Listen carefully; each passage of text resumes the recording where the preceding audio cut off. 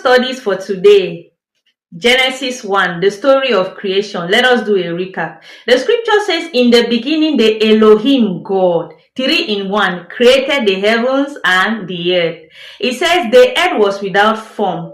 The Hebrew says the earth was tohu bohu. In other words, the earth was empty, void, with the senseless. Another translation says it was nothing. And I love the way the King James put it. It says the earth was without form and void. It says the Spirit of the Lord, the Ruach, the breath of God, the mind of God moved upon the waters. Now, I love the way the Amplified Classic put it. It says it was hovering. In other words, when we talk about hovering, he was hovering and brooding. That means he was moving in meditation. And God said, let there be light. And there was light. And God separated the light from the darkness. The light he called day, and the darkness he called night. And God saw that it was good. That was the first day. The second day, God said, let there be a firmament. The firmament to separate the waters from the waters.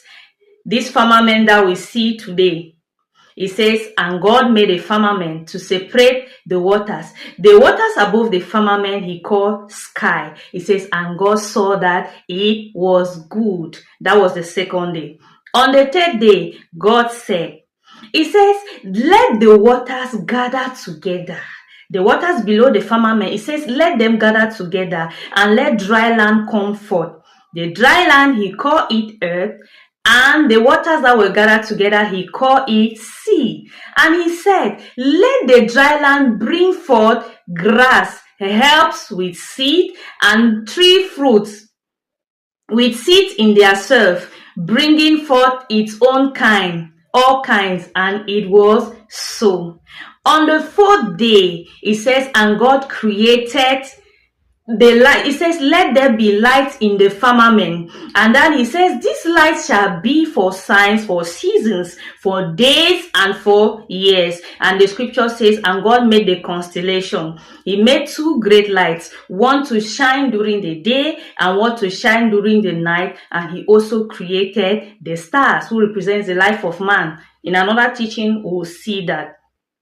That was the 4th day. And on the 5th day, God said, it says, let the water bring forth living things after their own kind, and fowls after their own kind abundantly. He said he also that day he created great whales